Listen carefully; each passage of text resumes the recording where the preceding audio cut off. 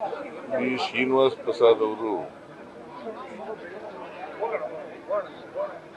ಇಷ್ಟು ಜಲ್ದಿ ಕಾಲವಾಗ್ತಾರೆ ಅಂತ ನನಗೆ ಅನ್ಕೊಂಡಿದ್ದೆ. ಯಾಕಂದ್ರೆ ನಾನು ಈ ತಿಂಗಳು 12ನೇ ತಾರೀಕು ಭೇಟಿ ಮಾಡಿದ್ದೆ. ನನ್ನ ಜೊತೆಲಿ ಸುಮಾರು ಒಂದು ಅರ್ಧ ಗಂಟೆ ಕೂತ್ಕೊಂಡು ಮಾತಾಡಿದ್ದೆ.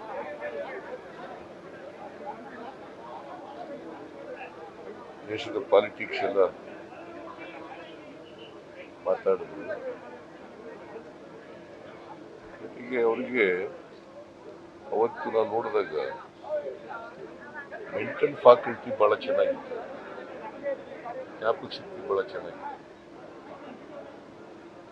ನಾನು ಅನ್ಕೊಂಡಿದ್ದೆ ಇಷ್ಟು ಬೇಗ ಸಾಯ್ತಾರೆ ಅಂತ ಅನ್ಕೊಂಡಿದ್ದೆ. ಆಮೇಲೆ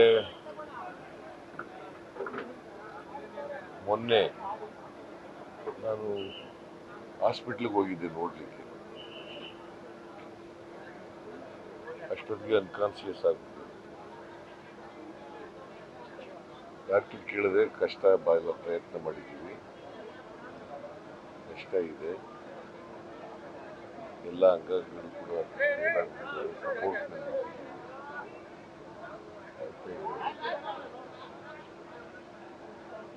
ಸೊ ಅಷ್ಟೊಂದು ಹೋಪ್ಸ್ ಇರಲಿಲ್ಲ ಡಾಕ್ಟರ್. ಅವ್ರ ಮನೆಯವ್ರನ್ನೆಲ್ಲರೂ ಭೇಟಿ ಮಾಡಿದೆ, ಅವ್ರ ಮಿಸಸ್ಸು, ಅವ್ರ ಹೆಣ್ಮಕ್ಳು, ಅಳಿಯರು ಎಲ್ಲರೂ ಮೊನ್ನೆ ಭೇಟಿ ಮಾಡಿದ್ದೆ. ಅವ್ರು ಸ್ವಲ್ಪ ಹೋಪ್ಫುಲ್ ಆಗಿದ್ರು. ಅದಕ್ಕಿಂತ ಮುಂಚಿತವಾಗಿ 2 ದಿನ ಅಂತೀನಿ ಅವ್ರ ಮಗಳಿಗೆ ಫೋನ್ ಮಾಡಿದ್ದೆ ನಾನು. She was hopeful.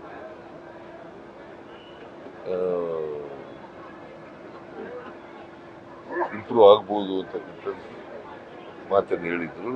ಆದರೆ 2 ದಿನ ಆದಮೇಲೆ ಅದು ಇರಲಿಲ್ಲ ಆ ಹೋಪ್ಸ್. ಎನಿವೆ 2013 ಜನವರಿನಲ್ಲಿ ಅವರಿಗೆ ಕಿಡ್ನಿ ಟ್ರಾನ್ಸ್ಪ್ಲಾಂಟ್ ಆಗಿತ್ತು. 2015 11 ವರ್ಷ ಮ್ಯಾನೇಜ್ ಮಾಡಿದೆ. ಸೊ ಟ್ರಾನ್ಸ್ಪ್ಲಾಂಟ್ ಆಗಿದ್ದಂಥ ಕಿಡ್ನಿನೂ ಕೂಡ ಫೇಲ್ ಆಗ್ತದೆ. ವಿಲ್ ಪವರ್ ಇತ್ತು ಅವರಿಗೆ. ಸೊ ಹಾಗಾಗಿ ಕಿಡ್ನಿ ಟ್ರಾನ್ಸ್ಪ್ಲಾಂಟ್ ಆದಮೇಲೂ ಕೂಡ 11 ವರ್ಷ ಬದುಕಿದ್ರು. ನಾನು ಅವರು ಒಂದೇ ವಯಸ್ಸು.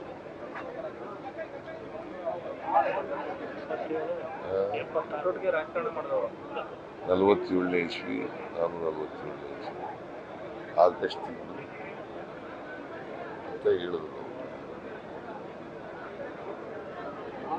ಬಟ್ ರಾಜಕೀಯದಲ್ಲಿ ನೇರ ನುಡಿಗೆ ಹೆಸರಾದಂಥದ್ದು, ಇದ್ದದನ್ನ ಇದ್ದಾಗಿ ಹೇಳ್ತಕ್ಕಂಥ ಪ್ರವೃತ್ತಿಯನ್ನು ಬೆಳೆಸಿದ್ದಾರೆ. ಸಮಾಜದಲ್ಲಿರ್ತಕ್ಕಂಥ ಅಸಮಾನತೆ ವಿರುದ್ಧ ಹೋರಾಟ ಮಾಡ್ತಾ ಇದ್ದಾರೆ. ಜೊತೆಗೆ ಬಾಬಾ ಸಾಹೇಬ್ ಅಂಬೇಡ್ಕರ್ ಅವರ ಅನುಯಾಯಿ ಆಗಿದೆ.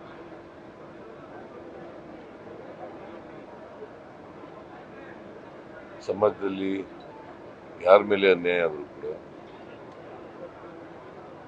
ಅದನ್ನ ಪ್ರತಿಭಟಿಸ್ತಕ್ಕಂಥ ಒಂದು ಪ್ರವೃತ್ತಿಯನ್ನು ಬೆಳೆಸ್ಕೊಂಡಿದ್ದಾರೆ. ಜೀವನದುದ್ದಕ್ಕೂ ಕೂಡ ಅಸಮಾನತೆ ವಿರುದ್ಧ ಹೋರಾಟ ಮಾಡಿದ್ರು. ಬಾಬಾ ಸಾಹೇಬ್ ಅಂಬೇಡ್ಕರ್ ಅವರ ತತ್ವಾದರ್ಶಗಳನ್ನು ಪಾಲನೆ ಮಾಡ್ತಿದ್ರು. ಅವರು ಕೇಂದ್ರದಲ್ಲಿ ಕೂಡ ಮಂತ್ರಿಯಾಗಿದ್ದರು. ಸೋಲು ಗೆಲುವು ಎರಡನ್ನೂ ಕೂಡ ಕಂಡಿದ್ವಿ. ನಾವು ಕಂಡಿದ್ದೀವಿ ಅಂತ ಇಟ್ಕೊಂಡು ಸೋಲು ಗೆಲುವು ಇದ್ದೇ ಇರ್ತದೆ. ಸೊ ಅವರು ಕೂಡ ಸೋಲು ಗೆಲುವೆಲ್ಲ ಬಹಳ ದೀರ್ಘಕಾಲ, ಸುಮಾರು 50 ವರ್ಷಗಳ ಕಾಲ ಆಕ್ಟಿವ್ ಪಾಲಿಟಿಕ್ಸ್ 50 ವರ್ಷ ಕಾಲ. ಇತ್ತೀಚೆಗೆ ಅವರು 50 ವರ್ಷ ನಿಂತಿದೆ. ನಾನು ಚುನಾವಣೆ ನಿಂತು 5 ವರ್ಷ ಆಗಿದೆ. ಆಕ್ಟಿವ್ ಪಾಲಿಟಿಕ್ಸ್ ಇಂದ ರಿಟೈರ್ ಆಗಬೇಕು ಅಂತ ಹೇಳಿ ರಿಟೈರ್ ಆಗಿದೆ. ಇತ್ತೀಚೆಗೆ 1 ತಿಂಗಳು 1 ತಿಂಗಳಾಗಿದೆ. ನಾನು ಭೇಟಿಯಾದಾಗಲೂ ಕೂಡ ಹೇಳಿದ್ರು, ನಾನು ಆ, ನಮ್ಮ ಅಭ್ಯರ್ಥಿಯನ್ನು ಬಿಟ್ಟು ಸಪೋರ್ಟ್ ಮಾಡಿ ಅಂತ ಕೇಳಿದಾಗ ಇಲ್ಲ ನಾನು ರಾಜಕೀಯದಿಂದ ನಿವೃತ್ತಿಯಾಗಿದ್ದೇನೆ ಅಂತ ಹೇಳಿದ್ರು. ಯಾರಾದರೂ ಸ್ನೇಹಿತರಿದ್ರೆ ಬೇಕಾದ್ರೆ ಹೇಳ್ತೀನಿ ಅಂತ ಹೇಳಿದ್ರು. ಬಟ್ ಅವರು ಪಾಪ ನಾನು ಎಲ್ಲೂ ಕೂಡ ಬರಲ್ಲ, ಆಕ್ಟಿವ್ ಪಾಲಿಟಿಕ್ಸಿಂದ ನಿವೃತ್ತಿ ಆಗ್ಬಿಟ್ಟಿದ್ದೀನಿ, ಮತ್ತು ನಾನು ಯಾರಿಗೂ ಕ್ಯಾಂಪೇನ್ ಮಾಡಲ್ಲ ಅಂತ ಹೇಳಿದ್ರು. BJP ಅವ್ರಿಗೂ ಮಾಡಲ್ಲ, ಕಾಂಗ್ರೆಸ್ಗೂ ಮಾಡಲ್ಲ, ಯಾರಿಗೂ. ಸೊ ಹೋರಾಟದ ಬದುಕನ್ನು ಮಾಡ್ಕೊಂಡ್ಬಂದು 50 ವರ್ಷಗಳ ಕಾಲ ಹೋರಾಟದ ಬದುಕು, ಅಸಮಾನತೆ ವಿರುದ್ಧ ಹೋರಾಟ ಮಾಡಿ ಇವರು ಇವತ್ತು ನಮ್ಮನ್ನು ಅಗಲಿದ್ದಾರೆ. ಅವರ ಸಾವಿನಿಂದ ಇಂದು ಕರ್ನಾಟಕ ರಾಜಕಾರಣಕ್ಕೆ ನಷ್ಟ ಆಗಿದೆ ಅಂತೇಳಿ ನನಗೆ ಅನಿಸುತ್ತೆ. ನೀವು 15 ದಿನಗಳಿಂದ ಭೇಟಿಯಾಗಿದ್ರಿ, ಮೋಸ್ಟ್ಲಿ ಅದೇ ಅವ್ರ ಬದುಕಿನ ಬಹಳ ದೊಡ್ಡ ಸಂತೋಷದ ಕ್ಷಣ. ನೀವು 15 ಡೇಸ್ ಬ್ಯಾಕ್ ಭೇಟಿಯಾಗಿದ್ರಿ, ಅವ್ರ ಬದುಕಿನ ಬಹಳ ದೊಡ್ಡ ಸಂತೋಷದ ಕ್ಷಣ ಏನೋ ಜೀವನದ ಅಂತದ್ದೇನು? ಅದೆಲ್ಲ ಹೇಳಿಲ್ಲಪ್ಪ, ಅವೆಲ್ಲ ರಾಜಕೀಯ ಮಾತಾಡಿದ್ರು ಹೊತ್ತು ನಮ್ಗೆ ಸಂತೋಷದ ಕ್ಷಣ. ರಾಜಕೀಯದಲ್ಲಿ ಸಂತೋಷದ ಕ್ಷಣ ಅನ್ನೋದು ಬಹಳ ಕಡಿಮೆ. ಹೋರಾಟ ಮಾಡುವಾಗ ಸಾಮಾಜಿಕ ನ್ಯಾಯ, ಅಸಮಾನತೆ ವಿರುದ್ಧ ಹೋರಾಟ ಮಾಡುವಾಗ ಸಂತೋಷದ ಕಣಗಳು ಬಹಳ ಕಡಿಮೆ. ಅವರು ನನ್ನ ಜೊತೆ ಏನು ಮಾತಾಡಿದ್ರು, ಅವರು ಹೇಳಿದ್ರು ಸರ್, ನಿಮ್ಮನ್ನ ಭೇಟಿ ಮಾಡಿದ್ರೆ ತಮಗೆ ಸಂತೋಷ ಅಂತ ಹೇಳಿದ್ರು, ತುಂಬಾ ಸಂತೋಷದ ಕ್ಷಣ ಅಂತ ಹೇಳಿದ್ರು. ಅದು ಬಹಳ ವರ್ಷ ನಾನು ಅವರು ಭೇಟಿಯಾಗಿರಲಿಲ್ಲ, ಬಹಳ ವರ್ಷದ ನಂತರ ಭೇಟಿಯಾಗಿದ್ವಲ್ಲ, ಅದಕ್ಕೆ ಹೇಳಿದ್ರು. ತಮಗೂ ಕೂಡ ಒಂದು ಸಮಾಧಾನ ಅನಿಸ್ತಾ? ತಮಗೂ ಕೂಡ ಹೌದೌದು. ಜೊತೆಲೇ ಪಾಲಿಟಿಕ್ಸ್ ಮಾಡಿದವರು, ನನ್ನ ಮಂತ್ರಿಮಂಡಲದಲ್ಲಿ ಮಂತ್ರಿ ಆಗಿದ್ದಂಥವ್ರು, ಆಮೇಲೆ ಜನತಾ ಪಾರ್ಟಿನಲ್ಲಿ ಜೊತೆಲಿ ಇದ್ದವರು, ಆಮೇಲೆ ಕಾಂಗ್ರೆಸ್ನಲ್ಲೂ ಕೂಡ ಜೊತೆಲಿದ್ದವರು, ನನ್ನ ಸಹೋದ್ಯೋಗಿ ಆಗಿದ್ದವರು. ಸೊ ಹಾಗಾಗಿ ಅಂಥವ್ರನ್ನ ಕಳ್ಕೊಂಡಾಗ ಭಾಳ ದುಃಖ ಆಗೇ ಆಯ್ತು. ಬಟ್ ಇವತ್ತು ಅವ್ರು ನೋಡ್ತಿದ್ದಾಗ ಹೇಳಿದ್ರಿ ಕಾಲ್ನ ನೆಗ್ಲೆಕ್ಟ್ ಮಾಡಬೇಡಿ ಅಂತ, ಹುಷಾರು ಅಂತ ಇಮಿಡಿಯೇಟ್ ಆಗಿ ನಿಮ್ದು ರಿಯಾಕ್ಷನ್. ಹೌದೌದು, ನಾನು ಹೇಳಿದೆ ಶುಗರ್ ಇರೋದ್ರಿಂದ ಡೋಂಟ್ ನೆಗ್ಲೆಕ್ಟ್ ಇಟ್ ಅಂತ ಹೇಳಿದೆ.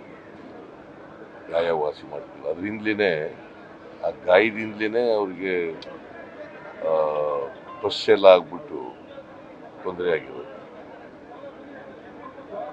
ಕುಟುಂಬಸ್ಥರು ಏನಾದ್ರು ಮನೆ ಮಾಡ್ಕೊಂಡಿದಾರ? ಕುಟುಂಬಸ್ಥರು ಏನಾದ್ರು ಮನೆ ಮಾಡ್ಕೊಂಡಿದಾರ? ಈ ಸ್ಮಾರಕ ಭವನ ಆಗ್ಬೇಕು ಏನಾದ್ರು ಮನೆಯೇನಾದ್ರು ಮಾಡ್ಕೊಂಡಿದ್ದಾರೆ ಕುಟುಂಬಸ್ಥರು? ಅವ್ರು ಯಾರೋ ಹೇಳಿದ್ರು ಒಬ್ರು, ಅದನ್ನೆಲ್ಲ ಈ ಮೊದಲು ಇದೆಲ್ಲ ಕ್ರಿಮೇಷನ್ ಎಲ್ಲ ಮಾಡಿ ಆಮೇಲೆ ಮಾತಾಡೋಣ. ಸಾರ್ವತ್ರಿಕ ರಜೆಗೋಷ್ಠಿ ನಾಳೆ, ಸಾರ್ವತ್ರಿಕ ನಾಳೆ ಮೈಸೂರು, ಮೈಸೂರು ಮತ್ತು ಚಾಮರಾಜನಗರ ಎರಡೂ ಜಿಲ್ಲೆಗಳಲ್ಲಿ ರಜಾ ಘೋಷಣೆ ಮಾಡಿದೆ. ಮತ್ತೆ ಸ್ಟೇಟ್ ಆನರ್ ಕೊಡ್ಲಿಕ್ಕೆ ಹೇಳಿದ್ದೀನಿ. ಸ್ಟೇಟ್ ಆನರ್ ಕೊಡೋದು ರಜಾ ಮೈಸೂರು ಜಿಲ್ಲೆ ಮತ್ತು ಚಾಮರಾಜನಗರ ಎರಡೂ ಜಿಲ್ಲೆಗಳಿಗೆ ರಜಾ, ಸರ್ಕಾರಿ ರಜಾ ಕೊಡ್ತಕ್ಕಂಥ. ಸೊ ಒಬ್ಬ ಸ್ನೇಹಿತನನ್ನ ಕಳ್ಕೊಂಡಿರ್ತಕ್ಕಂಥದ್ದು ನನಗೆ ಭಾಳ ದುಃಖ ಆಗಿದೆ. ಜೊತೆಲಿದ್ದವರು, ಮಂತ್ರಿ ಆಗಿದ್ದವರು, ಒಟ್ಟಿಗೆ ರಾಜಕೀಯ ಮಾಡಿದವರು, ಅವರ ಆತ್ಮಕ್ಕೆ ಚಿರಶಾಂತಿ ದೊರಕಲಿ ಅಂತೇಳಿ ನಾನು ಪ್ರಾರ್ಥನೆ ಮಾಡ್ತೇನೆ. ಅವರ ಕುಟುಂಬ ವರ್ಗದವರಿಗೆ ಅವ್ರ ಸಾವು ದುಃಖ ಭರಿಸ್ತಕ್ಕಂಥ ಶಕ್ತಿ ಕೊಡಲಿ ಅಂತೇಳಿ ದೇವರಲ್ಲಿ ಇಲ್ಲ. ಈ ಒಟ್ಟಿಗೆ ನಾಳೆ ಗೋಕಾಕ್ ಹೋಗ್ತೀನಿ. ನ್ಯೂಸ್ ಫಸ್ಟ್ ನಿರ್ಭೀತಿಯಿಂದ ನಿಮ್ಮ ಪರವಾಗಿ.